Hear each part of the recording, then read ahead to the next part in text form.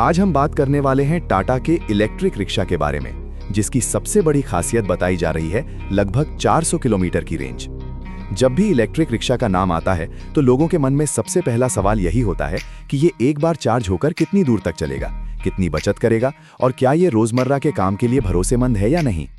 टाटा जैसे बड़े और भरोसेमंद नाम के साथ जब इलेक्ट्रिक रिक्शा आता है तो उम्मीदें अपने आप बढ़ जाती हैं। सोचिए, एक ऐसा रिक्शा जो पेट्रोल या डीजल की बढ़ती कीमतों की चिंता से आपको आज़ाद कर दे। सुबह सवेरे जब आप अपना रिक्शा लेकर निकलते हैं तब आपको बार बार ये नहीं सोचना पड़ता कि आज तेल के पैसे कैसे निकलेंगे। इलेक्ट्रिक रिक्शा में बस चार्ज कीजिए और निकल पड़िए। टाटा के इस इलेक्ट्रिक रिक्शा को खास तौर पर इस तरह डिज़ाइन किया गया है कि ये शहर के साथ साथ कस्बों और छोटे इलाकों में भी आराम से चल सके। इसकी बैटरी टेक्नोलॉजी इसे बाकी साधारण ई रिक्शा से अलग बनाती है। अब बात करते हैं उस 400 किलोमीटर की रेंज की, जिसके कारण ये रिक्शा सबसे ज़्यादा चर्चा में है।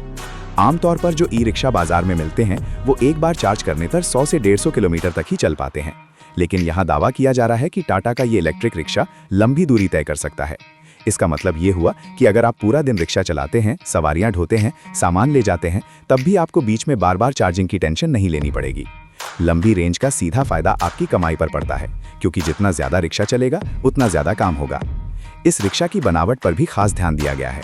मजबूत बॉडी, अच्छी क्वालिटी का मटेरियल और ऐसा डिजाइन जो लंबे समय तक टिके। सड़कों की हालत हम सब जानते हैं, हर जगह एक जैसी नहीं होती।